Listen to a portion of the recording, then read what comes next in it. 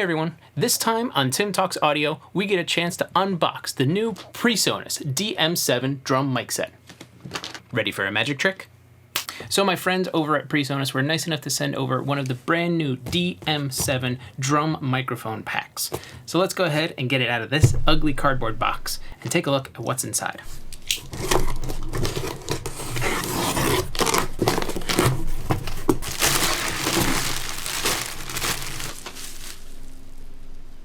So here it is, the DM7 Drum Mic Set. This is 7 different microphones from Presonus, helping you mic up your drum kit for your rehearsals, recordings, or a live show. So let's take a look. There's a nice, hard briefcase underneath the outer shell packaging.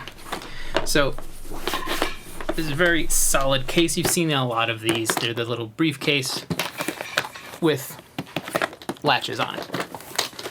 When you open it up, we can see the manual right here, and we'll put that aside for now.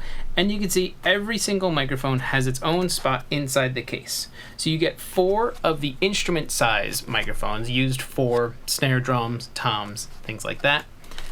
And 1 of the kick drum microphones. This is the BD1 bass drum. You also get 2 overhead mics, and they're labeled as OH2, not 1 and 2. The OH2, there's 2 of them. You know what I mean. You also get 2 windscreens for your overhead microphones, or handy little finger puppets.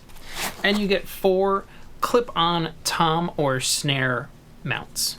The BD1 mic is your kick drum or low-frequency microphone, and it's pretty well built. It's a little bit smaller than the Shure Beta 52A, but it's the same relative build. You can see it has a larger diaphragm of a dynamic microphone, and it has the mounts and the XLR built right onto the angle adjustment here.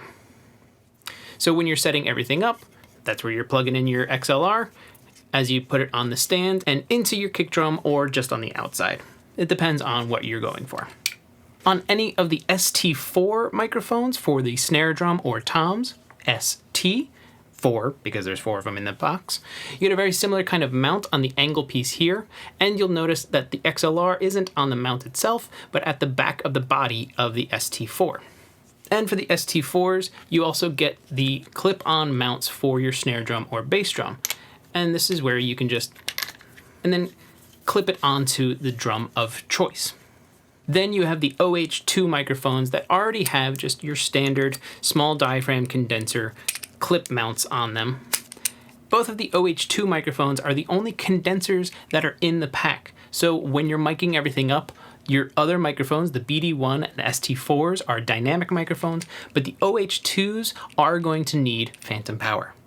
All of the microphones in the pack are set to a cardioid pattern. So if you're looking for something to do, maybe a figure of 8 or an omni, you are going to need some other kind of microphones because these ones are all set for cardioid.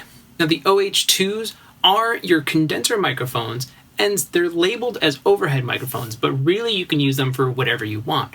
Maybe you can use one for the underside of a snare drum, or more of a direct mic on a hi-hat, ride cymbal, or some percussion that you have.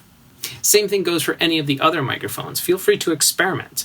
Maybe the ST4 sounds really good on a guitar cab, and why not use it there? Because it's an instrument microphone.